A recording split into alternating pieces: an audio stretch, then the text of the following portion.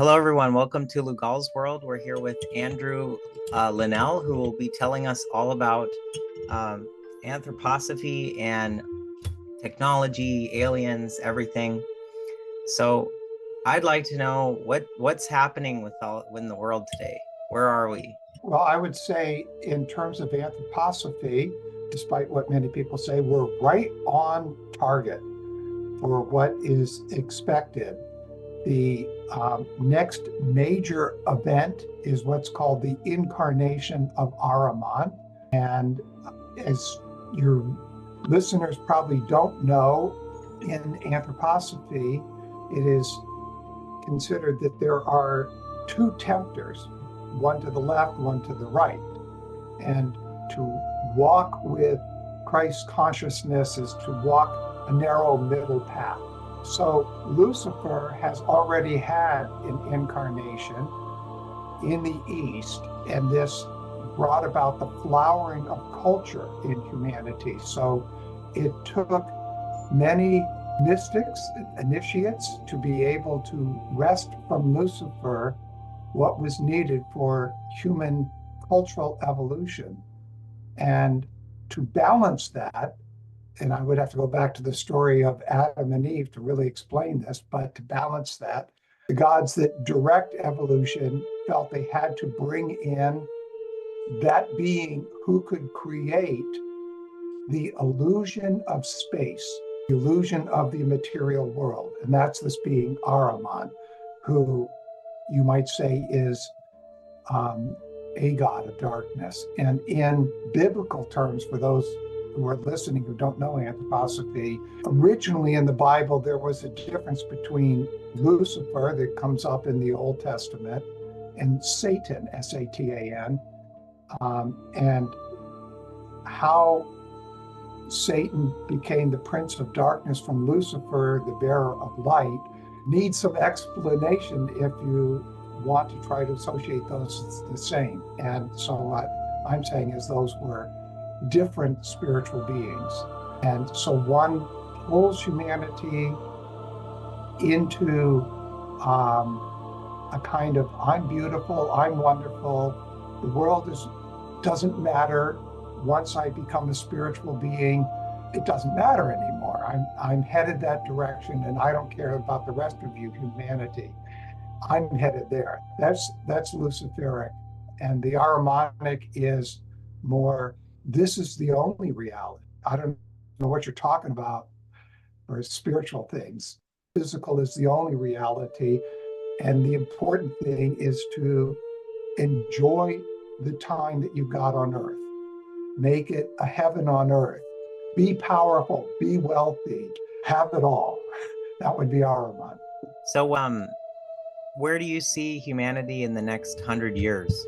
So humanity will continue to progress with technology that Ahriman will have, Ahriman helping to make this happen, Ahriman will have all the ducks lined up or the dominoes lined up for his incarnation, which I put around the year 2233. So by then, we will have working brain-computer interfaces. We will have magnificent prosthetic limbs. We'll have all sorts of medical miracles to replace organs and many sorts of things with mechanical processes. I might add that something else in anthroposophy, shall we say not well known, is that before birth, our physical body has room in it for additional spiritual beings. And we, as the humans who first grasp of this physical germ, we get to sit in the throne of consciousness.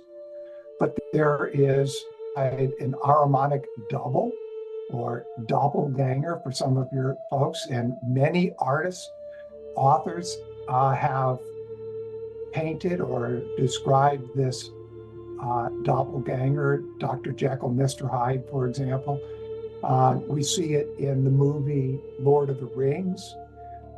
with Bilbo's double, essentially.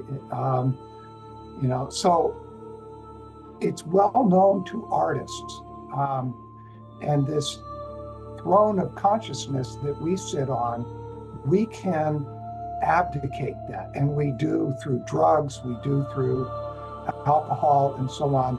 It causes us to not be in that seat of consciousness. So at that point, then our harmonic double can take the throne and write or think essentially through us or through our body.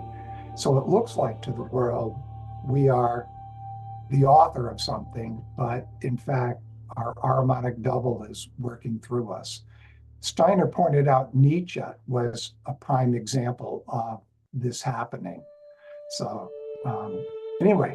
Where will the spiritual people be? We surely won't be like all roboted out, right? Or yes, we will.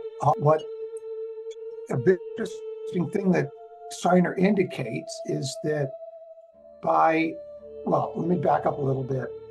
I mentioned Eden and Adam and Eve, and what that story represents is the ability of Lucifer to affect the work of the beings called the Elohim in Hebrew, and that's a plural term. Eloha is the singular.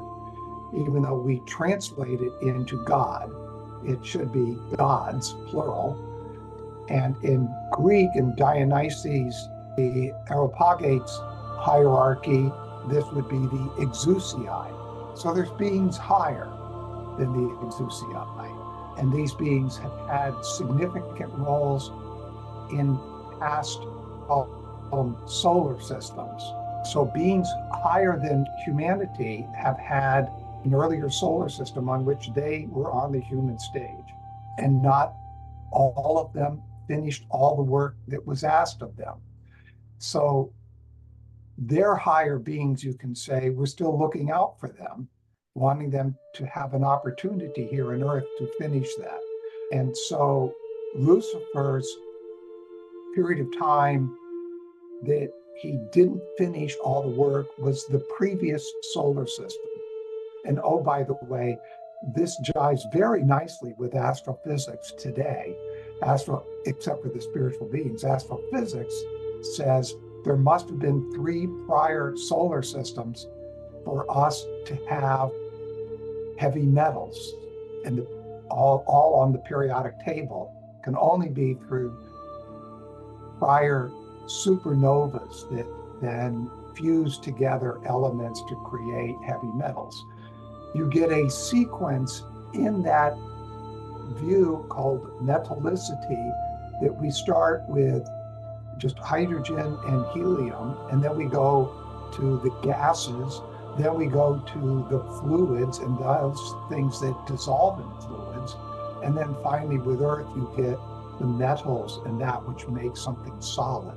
So it's and Steiner describes it that way, that it's only here on Earth that we have a human stage that has these kinds of physical bodies in which Lucifer and Ahriman can whisper to us and try to get us to do our evolution the way they think it's best. So according to you, why are we becoming robots?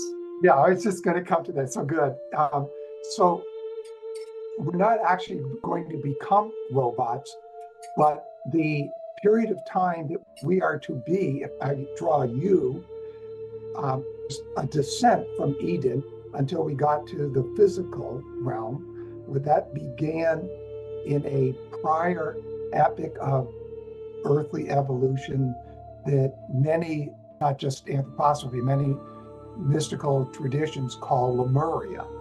And then after Lemuria, we would be in Atlantis, and it would be during the Atlantean times that we finally took on a body similar, not exactly like this, but similar to this. Obviously, the head has grown tremendously since then. And now we're in the post-Atlantean epic. So this time sorry, one more thing. in this U shape, Lemuria would be here, Atlantis would be at the bottom of the U. So the sense of descent into a growing, vibrant earth where even the rocks, what are the rocks today, back then was living substance. And we know this from marble, we know this from other rocks, that they were once living substances, and somehow all of this hardened. And now we're in the stage coming up, which is across from the Lemurian. And so we need to end our physical sometime by the end of this epoch. And Steiner indicates another thing that's going on, that we're body, soul, and spirit.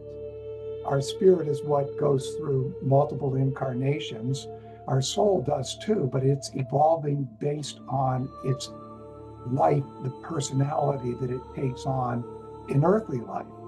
So body and soul work together during earthly life up to a certain age. And this age during the post-Atlantean has been getting lower and lower and lower. It's now 27 when the soul leaves its interaction with the physical body and they evolve on their own after that. So the soul, for its development, doesn't need, it still uses, but it doesn't need the body for its development any further. When we, about every 310 years, this drops by a year. So the span of time, 2,160 years, is the time it takes the sun to precede through a zodiac sign. And then we would start another age. And during every 310 years, a different archangel acts as the time spirit. Right now, that being is one called Michael, or Michael. And during that period of time, this decreases from 27 to 26, when Raphael will be the next time spirit. And it keeps going. So you can see eventually that will reach the age 14. And at that point, puberty will no longer happen. At that point, sexual procreation comes to an end, but life on Earth does not come to an end. We have a lot of karma to work out. We've got a lot of other things to learn from the Earth. And so the divine plan is for us to have a relationship to the Earth that does not include sexual procreation.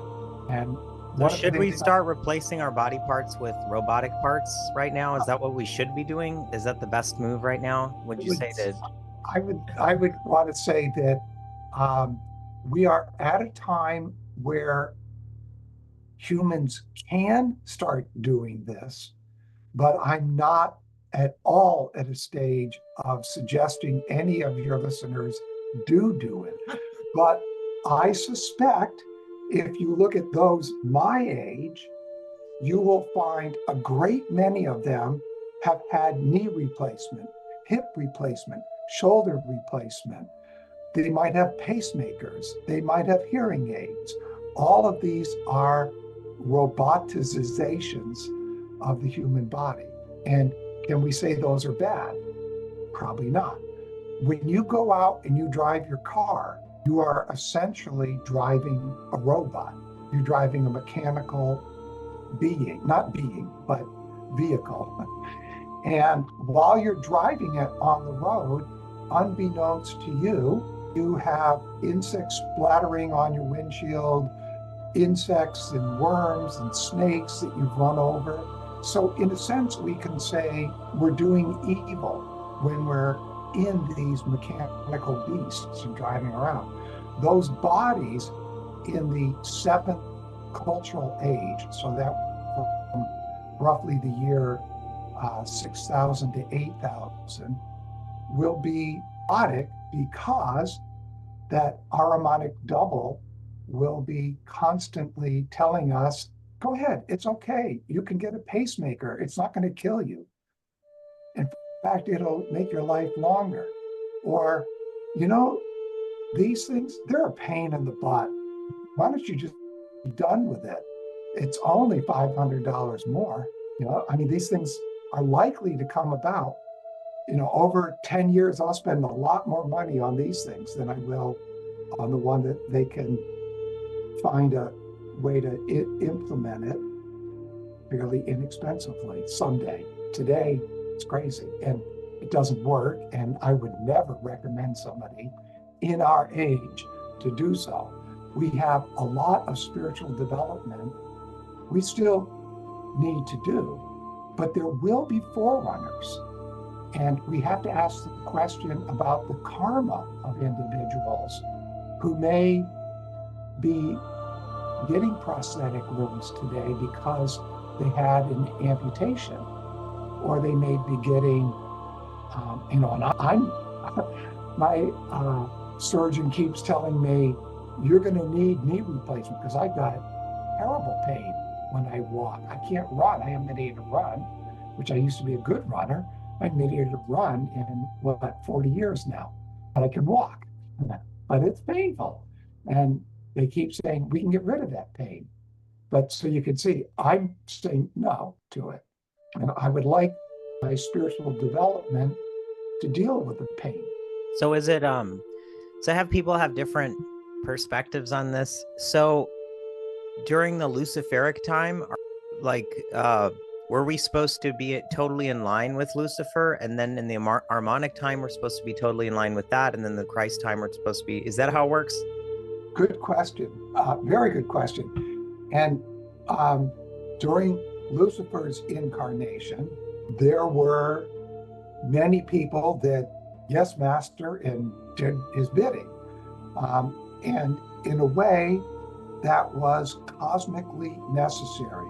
But what was more important is that there were certain initiates who, figuratively saying, wrested a crown jewel from Lucifer's crown. And this has to do with the culture that we have, all of the insights and abilities to do sciences and arts, we can say, are the gifts from Lucifer.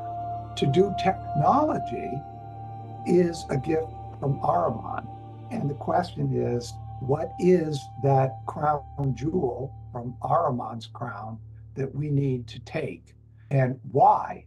And I would say the reason why we need it is because as spiritual beings that will become the 10th order in the hierarchy when we reach the goal of Earth evolution, then there will be another solar system after this. And there will be other human beings or other beings on the human stage. And we will be to them as our angels who are on the human stage of the previous solar system are to us today. We will be similar relationship to those future Jupiter humans. And how will those bodies be created? What will they be like? Will they not have an Ahrimanic character to them? In fact, Steiner says that the path of Mani, the Manichaean path, is to be able to redeem Ahriman on the next planetary condition called Jupiter. That's an unbelievable task. Wow.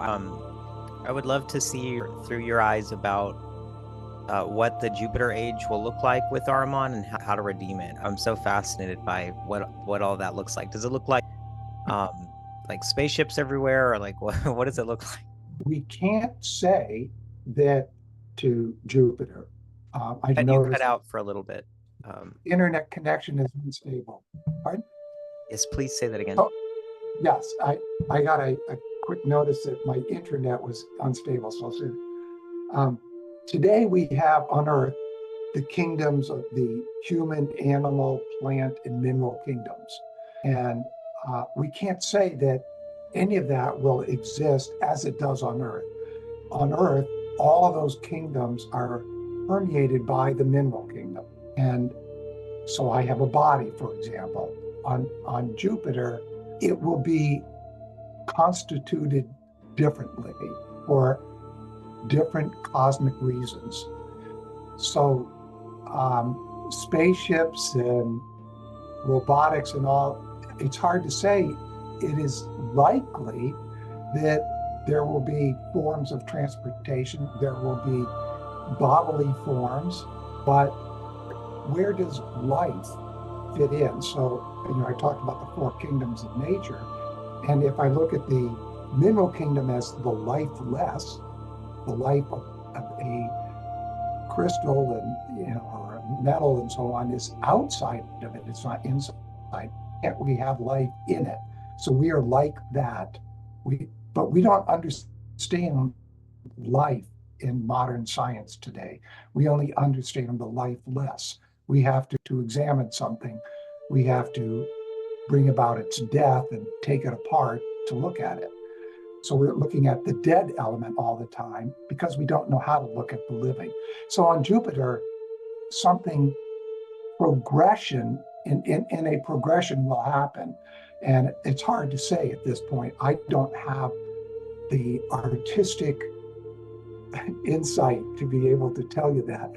But I will say that those beings who will be on the human stage of Jupiter are, well, I'll put it this way, are here amongst us today. They are in our consciousness, just as the Ahrimanic double is in our consciousness. And there are other beings that we can be conscious of. And so they, having come from below, carry an Ahrimanic coloring. And also those who are clairvoyant, please, for those of you who are more adventurous, please go to Jupiter and tell me what it's like and put it in the comments, please. Please do that. Also, what I'm wondering about, so it seems to me, please correct my perspective if it's wrong, but it seems to me that the Lucifer is like the higher chakras, and then you have like Ahriman being like the lower chakras. Is that a misunderstanding? Or in terms of a part of it? Like, yeah, because Ahriman seems to me like the more physical, more technological. It seems to be less concerned about the heart. Well, when you describe Lucifer, you're like, oh, everything's amazing, and it seems to be very like overly like heart and like above and everything. Is that the tendency with these things? Well, I'll confess I haven't in my research tried to ascribe Lucifer and Ahriman to any of the chakras. What you're saying seems to have some possibility, but in many respects, I would say that the chakras are organs of perception of the etheric body, the life body that we were just talking about, life. They have, in a sense, a location similar, so we can say the heart chakra is here, the throat chakra is here, we've got a chakra here, we've got a chakra there. But we can't activate that chakra without the inner work that's done. And that is becoming aware of your life body. It's going to where you are, in some respects, capable of setting your physical body aside so that you can be fully aware and work upon the etheric body. And then these chakras become organs of perception. And what's interesting, I also have a hunch that the degree of difficulty of opening the chakras is actually harder as you go down. I'm sure there's some that will disagree, but I think that what's called the lower chakras are too easily ascribed to that which is instinctual and lower in the human being.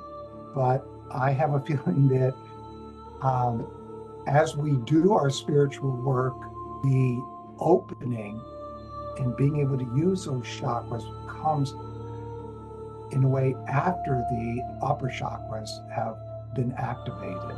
It makes sense because my third eye app opened by accident. I was just listening to frequency music and I had a total initiation just from like, but it was the upper ones. That makes sense.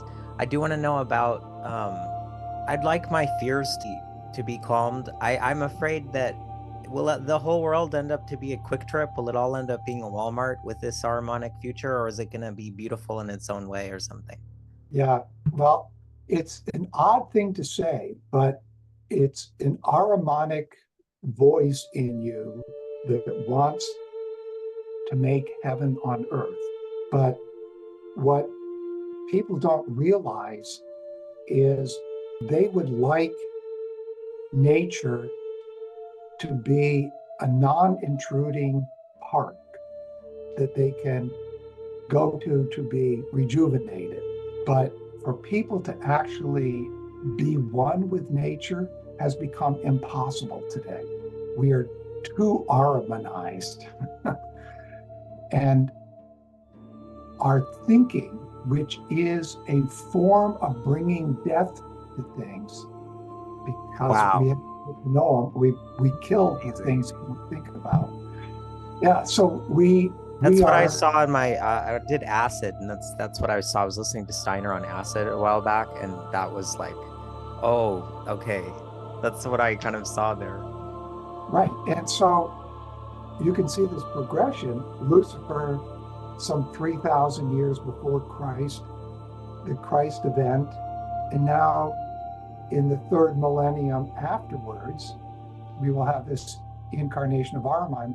This has to happen cosmically. So the Walmarts and the shopping malls, the paving of paradise to put up a parking lot will continue. Turn and burn billboard next to a gentleman's club. Yeah, exactly. And if we knew what was going on in the Amazon, it would bring tears to all of our eyes. But for those who live there, they say, you guys did this thousands of years ago or hundreds of years ago. Why are you complaining when we do it today? Is it because you want us to stay backwards and provide the oxygen that you need? Aren't you being selfish up there? So it's a difficult problem.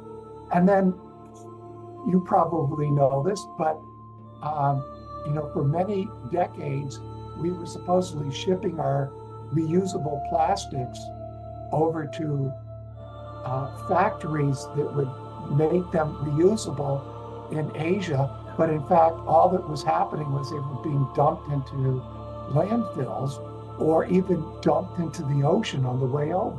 So it's also Lucifer has a correlation with Venus, I think.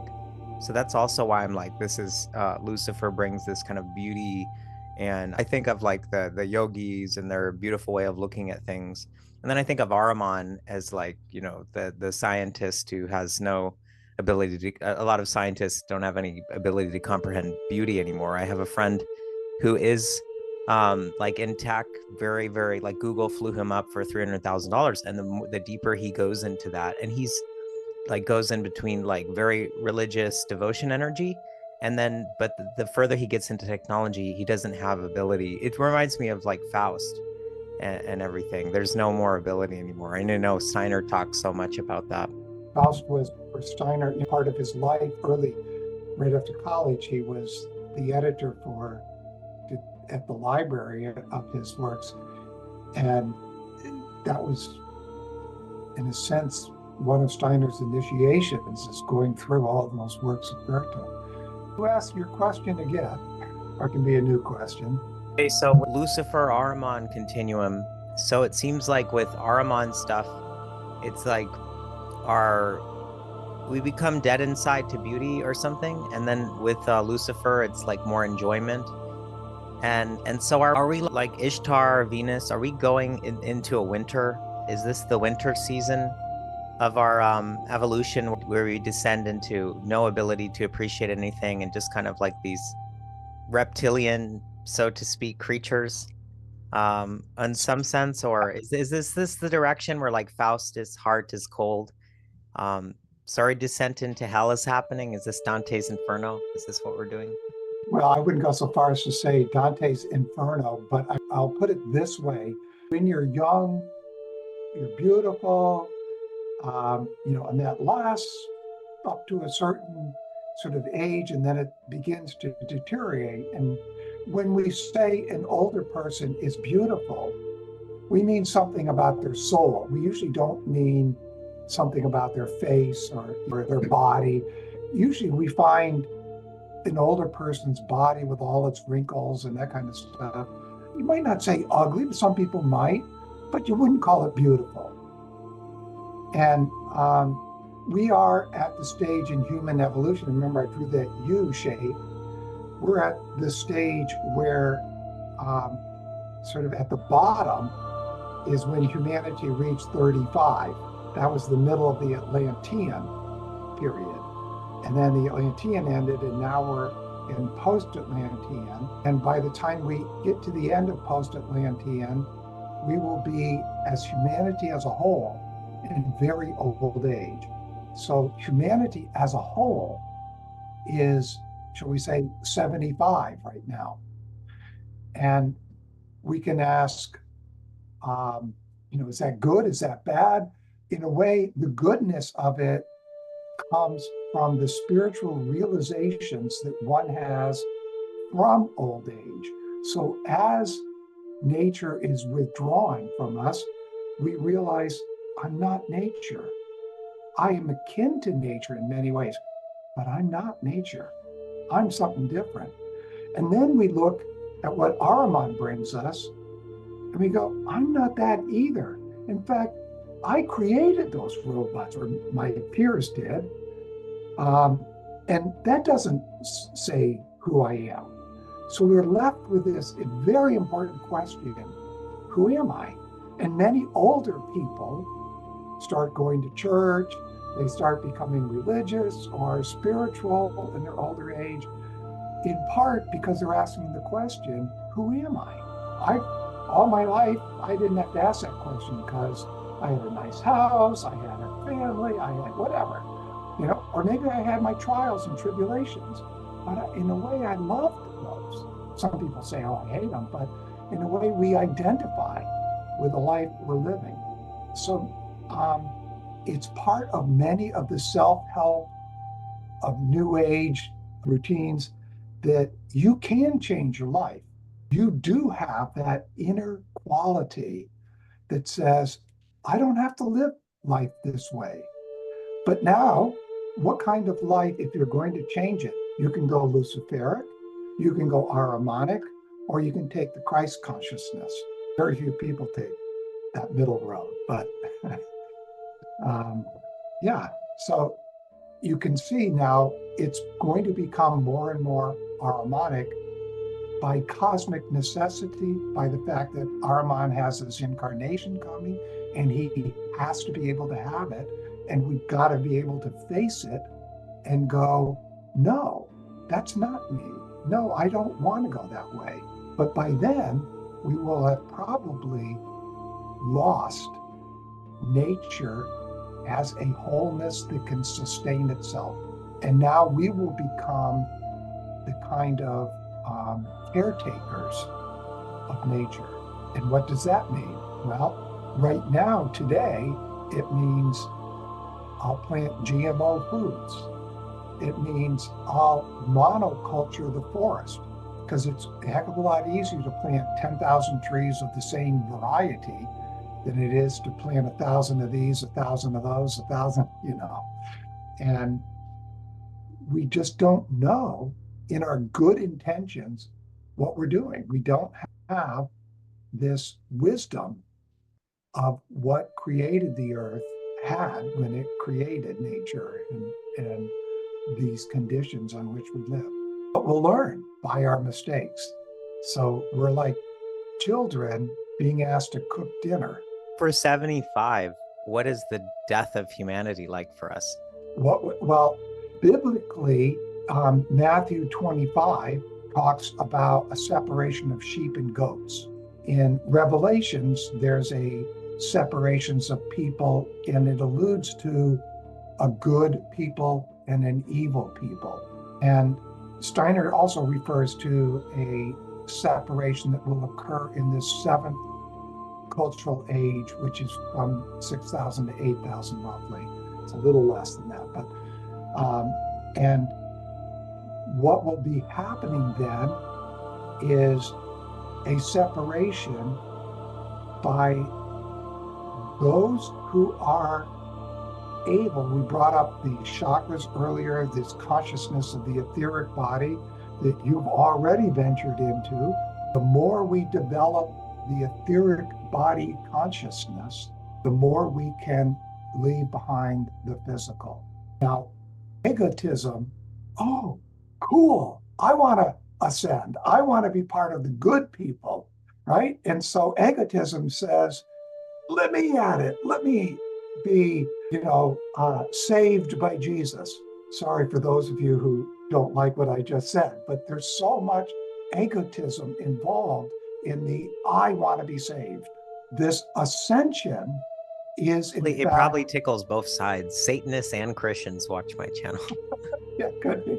But the ascension that Christ did was a demonstration, shall we say, of what we humans can do. And it was just last Sunday, the memory of that ascension.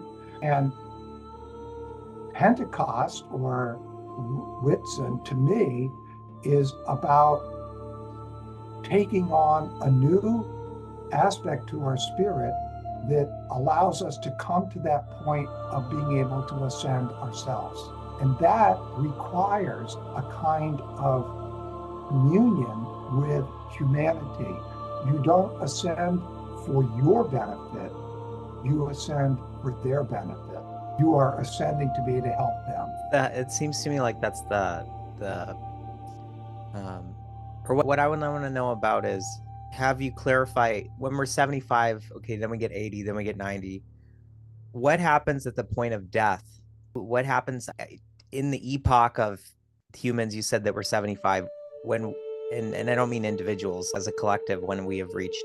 What does the death period look like? How does the experience of that? Right. So there's some indications from Steiner's, but as I best can tell, we will have bodies that we associate with similarly to how we associate with cars. So if you look back, D.H. Lawrence and others wrote about humanity's love affair with the car and how we spent hours shining and beautifying. I don't have a car, by the way, because I hate that stuff. Right. But we had a period where this was the case, and people felt it an extension of their own body. We've reached a stage where people like you don't have that kind of relationship. And as we go into that seventh cultural age, there will be vehicles that we'll use for life on Earth that are neither born nor die. We will enter them similarly to how we enter a car, do our business we need to do, karmic or whatever, and then we might withdraw. Today we do that also.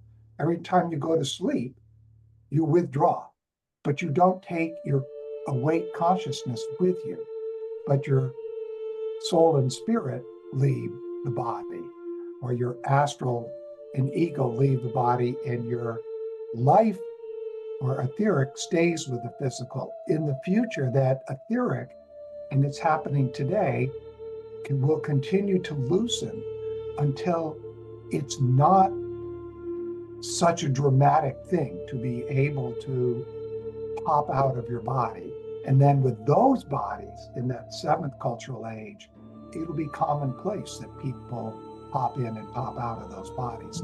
And yes. So basically, that by that time we'll be like ghosts. Ghosts? We'll be ghosts.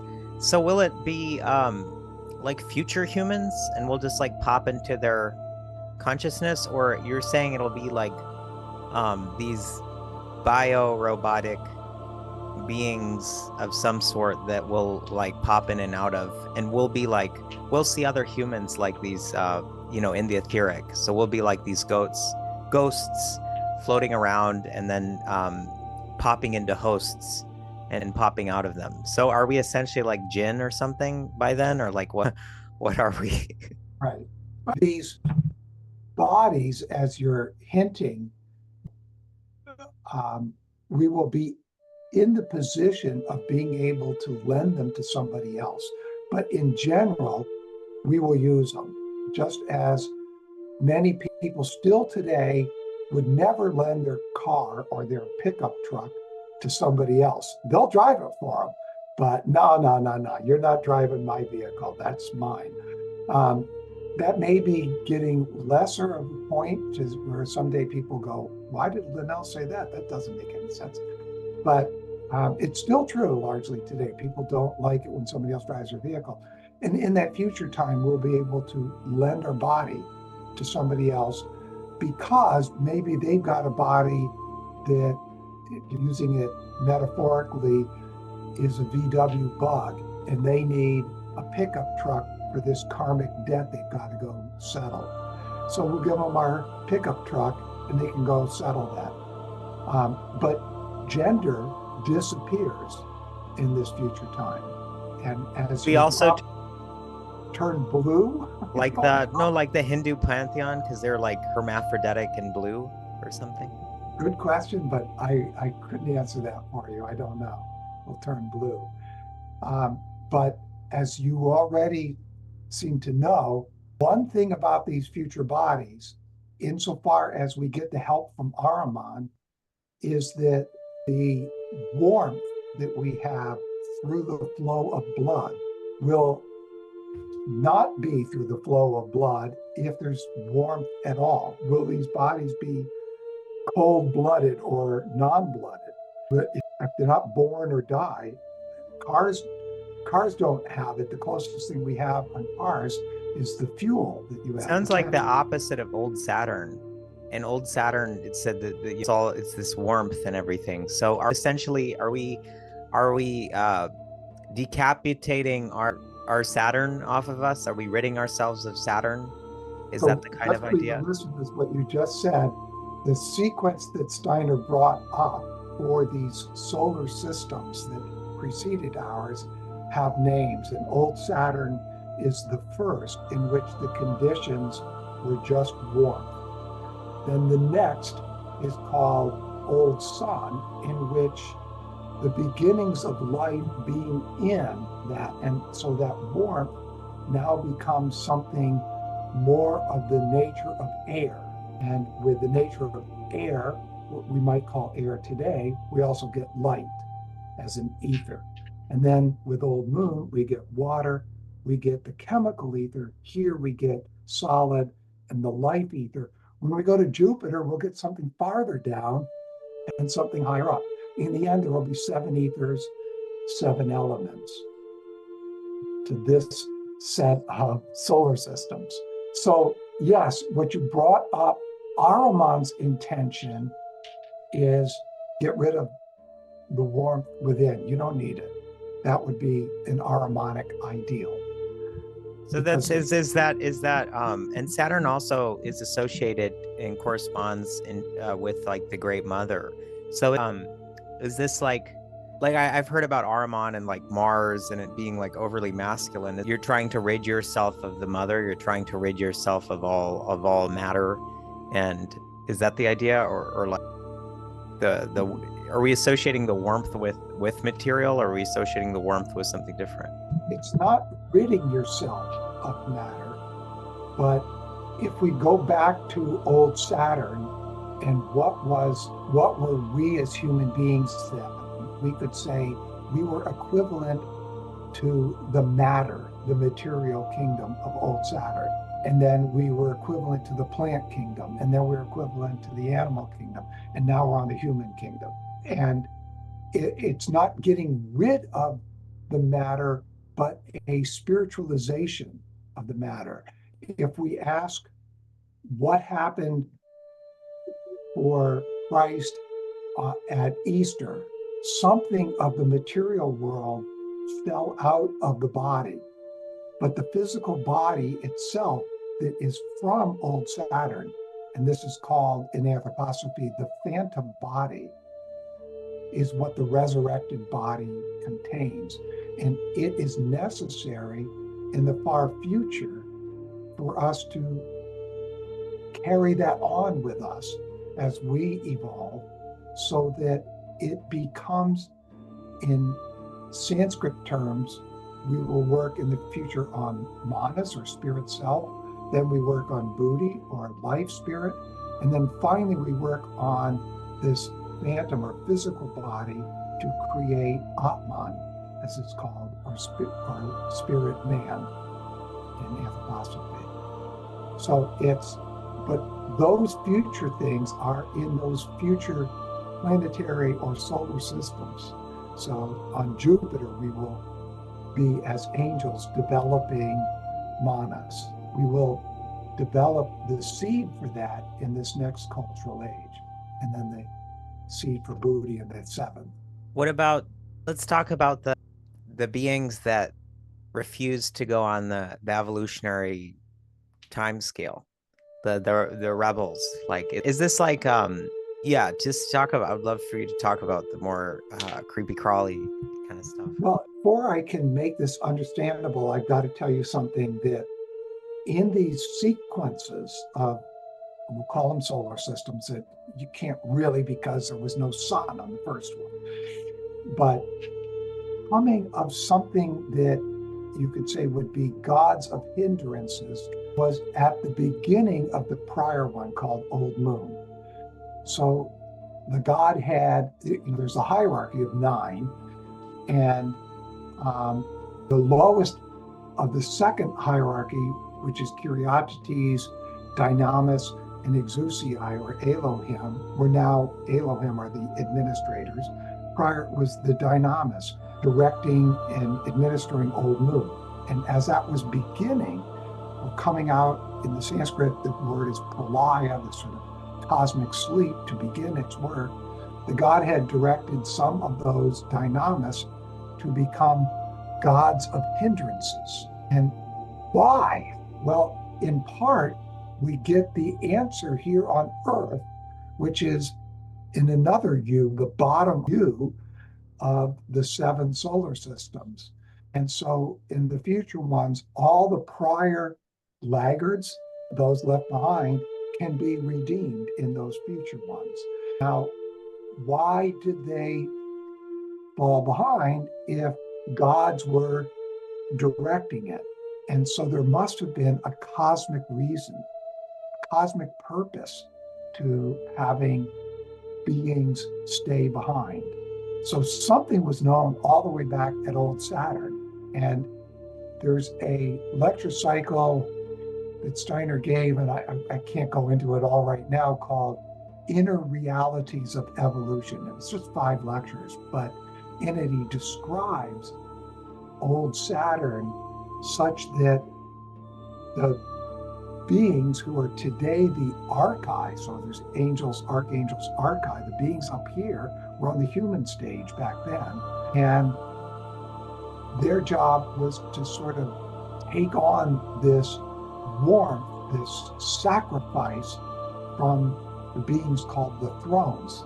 So the thrones are of the first hierarchy of seraphim, cherubim, and thrones.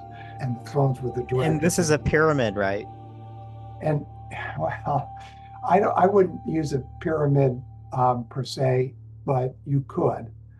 So is this what the war of all against all is like? Is that we kind of battle it out for these, we jockey for these like positions? Well, we'll come to the war of all against all, but the point I'm trying to say is those beings who were the caretakers of these prior solar systems don't want their laggards to just be tossed in the trash can, a cosmic trash can.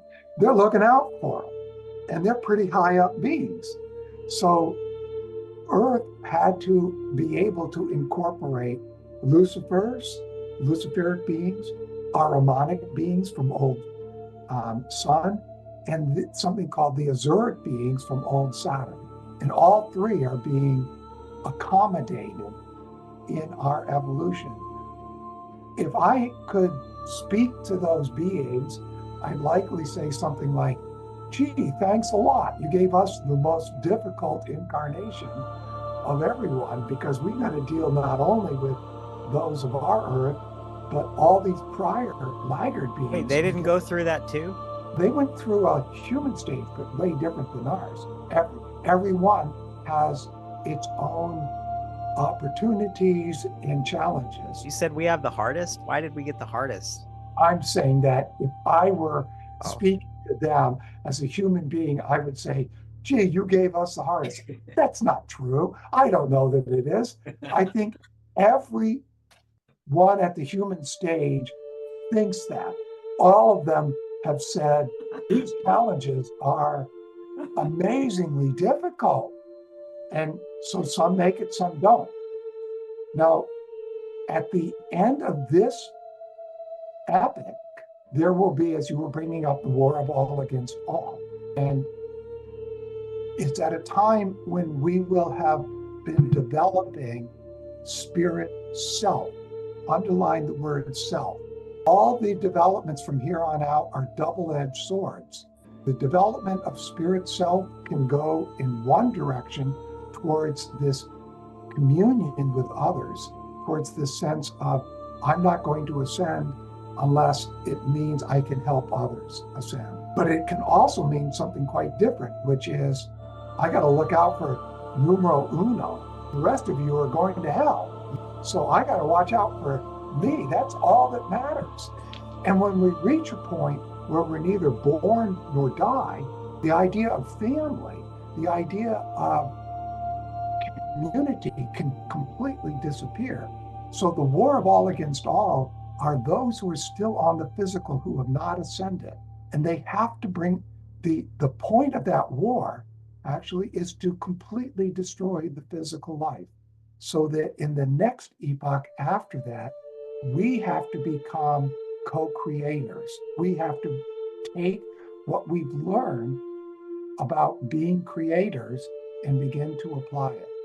I had during my initiation, I had a period where I was, and this was my more unprocessed karma, where I was stuck in it was like the idea that was being presented that I was learning. It was like hypothetically or trickstery or however you want to frame the situation, was that there was only 9 people left on the planet. And one of you guys has to give to like create something. And it's like, if no one gives anything of themselves, you're just going to be stuck here, sitting here forever. Could that be one of the ideas? I think the numbers might be more than 9, but I think those who are still here will have amazing capabilities to destroy, ones that let's not even imagine them. If we imagine it, somebody might build it. Yeah. I think there will be incredible ways to destroy others. But what are we destroying?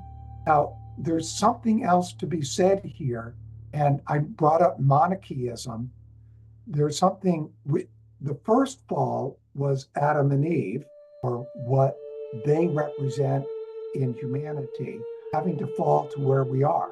It was a long process, many thousands of years.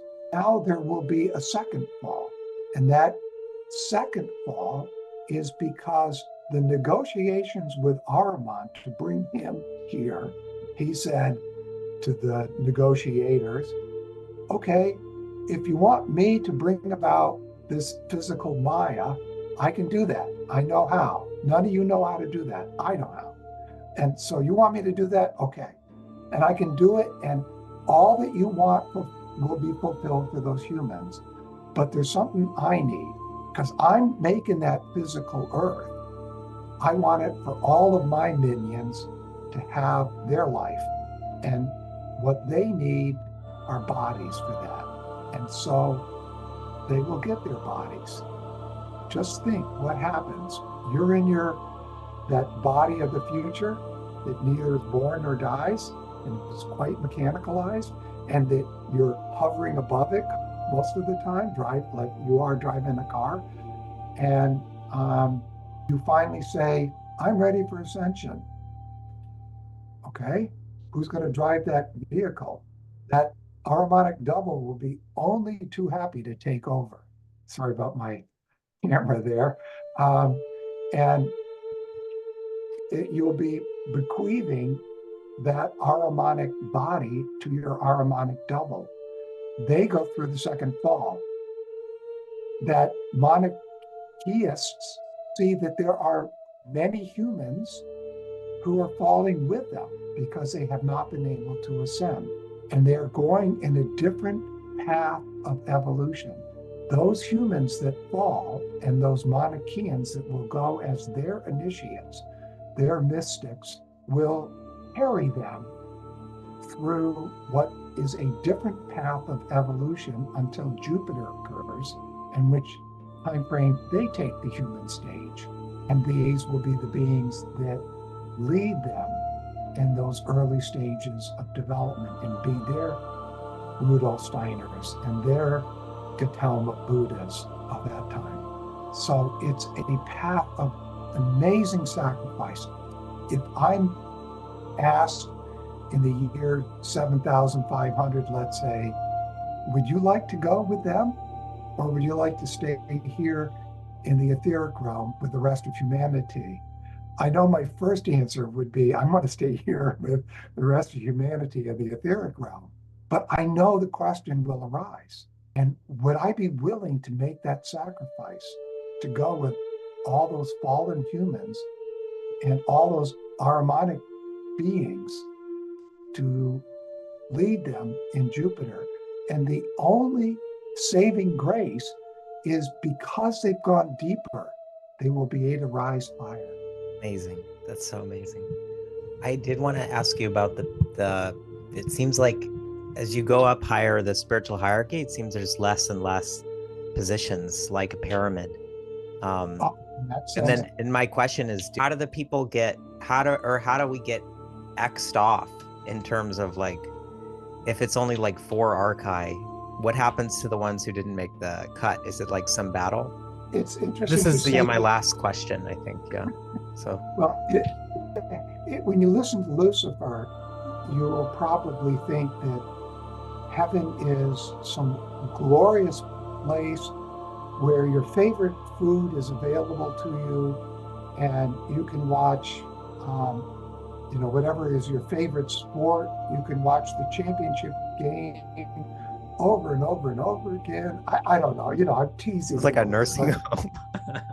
But, the Luciferic beings actually want us to be moral, but moral automatons without free will. Yeah. And so that's what I noticed in Kriya Yoga when after my initiation, I was interested in that, and I could see that energy in it. I could see that that's what it's kind of burning away all of the individuality that Ahriman brings.